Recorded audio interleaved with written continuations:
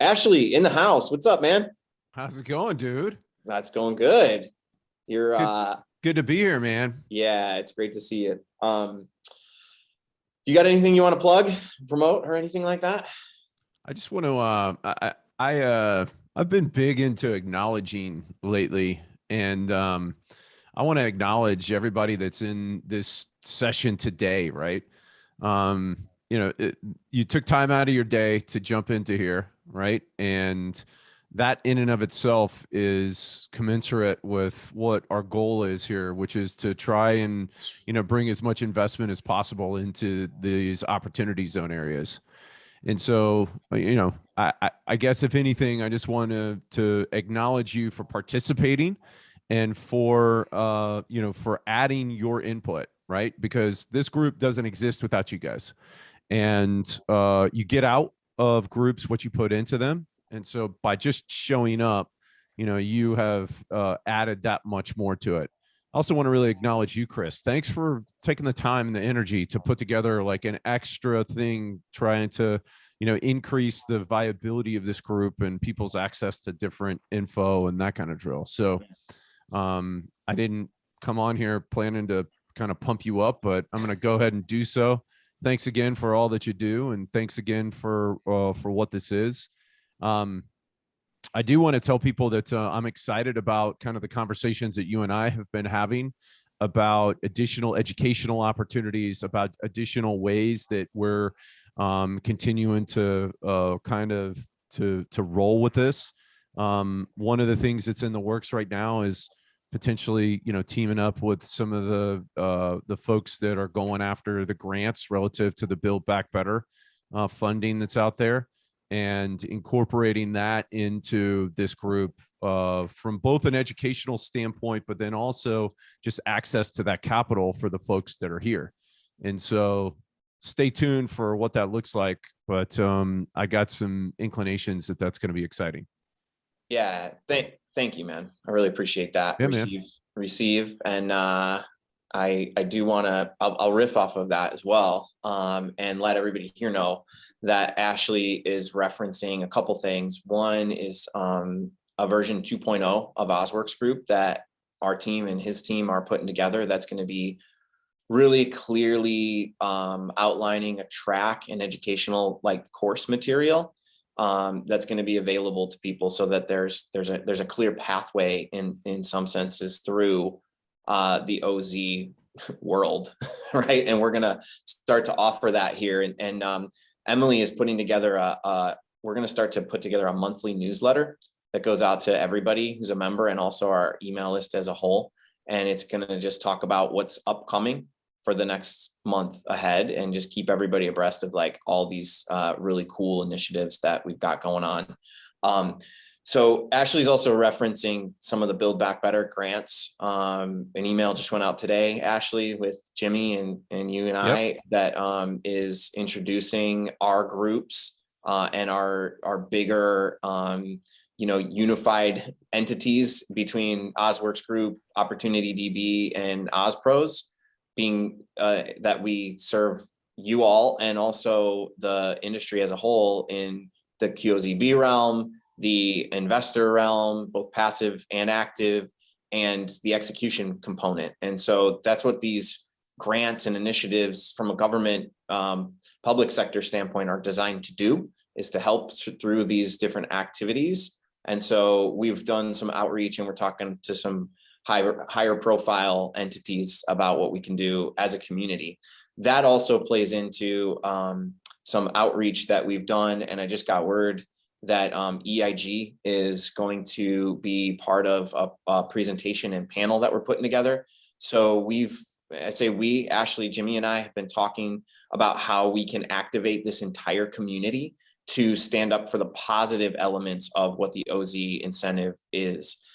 There's been some negative press that we've all seen, and we all know that boots on the ground, like real successful positive projects are getting done. They're just not being highlighted. And we have an opportunity as a group to stand up and say like, hey, what can we do? And what we can do, what we've identified, is we're actually able to get connected with Congress.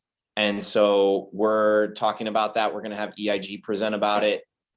Jimmy is ready to rock and talking about it. And so is Ashley. So I'm charged up about it. I think that we really have the power in this group and beyond to like move the needle. And when everybody's talking about why isn't, the White House saying anything about this? Why is everything so silent? How can we get word and what's going on? Well, we've really got the power to be able to find that out through this community. So I don't know if you want to add anything to that, Ashley, but this means like standing up on the soapbox saying like, this is my best Braveheart, right? Like I'll paint my face next Friday. Freedom. Yeah. Freedom. Yeah, exactly.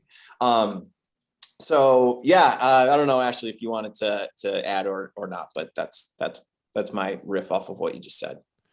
Yeah, no, and it's good stuff because, notwithstanding the fact that that there's really not a whole lot going on and granted the administration's, I guess, got other things to focus on right now. Yeah. But it's interesting because their different departments do not. And that was what the intel that we got, is that the current administration has basically told some of the groups and the departments that that heretofore had really been active in opportunity zones to kind of stand down.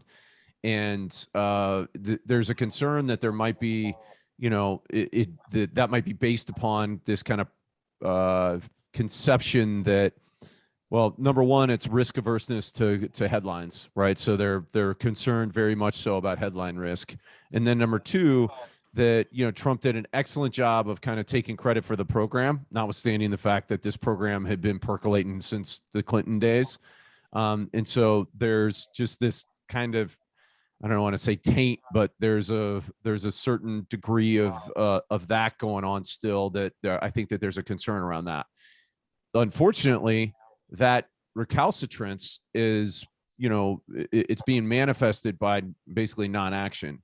And so we had a really good conversation with somebody about a roadmap about how we can, as a community, take action in order to prompt action. Mm-hmm. And so that was what I was really excited about, is, okay, let's go ahead and flex a little muscle here, right? Yep. I mean, we got the power of the crowd, and we're not a huge organization by any stretch of the imagination, but we got real ballers here. Right. And so let's all, as a group, let's do a little bit that we can do. Every time I have a chance to speak, whether that's on stage at a Novogradac conference, whether that's a keynote speaker, or whether that's on a podcast, right, there is a call to action at the end, right? And as individual humans, right, we wake up every day and we've got a chance to either positively or negatively impact the world. And then as opportunity zone stakeholders, and you guys need to fully understand this, is that every single person that's on this call and that's in this group, you guys are front runners in the opportunity zone industry. And so you, as front runners, have an opportunity to be able to flex that muscle and to be able to make an impact every single day. And even if it's as small, and what's funny is that I say small, but man, you would not believe how much clout it has when a congressman gets inundated with letters and or emails or tweets about a given topic. And so if we can collectively do that, and we can reach out and we can provide a roadmap about, okay, how do we get people's attention in this, within this space to make sure that we are getting the word out, we've got the ability to really affect some change here. So that was really exciting about this week. And I'm looking forward to seeing what shakes out with that, Chris. Yeah, it's awesome, man. Thanks for all that. And so just everybody, can stay tuned because we've got some really powerful conversations happening. I'm going to put my OZ superhuman, a superhero cape on, my opportunity zone cape. It's funny is that, I actually am doing a deal right now. I'm helping a guy with a deal that's he is manufacturing tiny houses, but he was on the Inc. 5000 for manufacturing customized superhero capes for like kids when they had parties and stuff like that. I'm gonna ask him if he can churn out OZ superhero capes for us And I'm gonna see if we can't get that out. Maybe we have that as some like prizes, some swag prizes or whatever. Have our OZ superhero cape. I'm gonna get one, and we're gonna be giving those out to the OZ superheroes that rise to the top here in this in OZworks Group. Please do. Little known fact is that Chris Cooley used to paint his chest and wear a cape to Syracuse basketball games and get on ESPN. So I'll send a dude, photo. you just called. I mean, so dude, you've had 2 face painting / chest painting references. Yeah. One was William Wallace. Now. Exactly. So dude, the next time you're on this, you better have your freaking chest painting. I'll one up the photos from the past, and I will paint my face and wear a cape when we do our first joint event. How's that? I said it here. I'll do it. In person. You're gonna be in person. You're gonna be Oz man. Yeah, Oz man.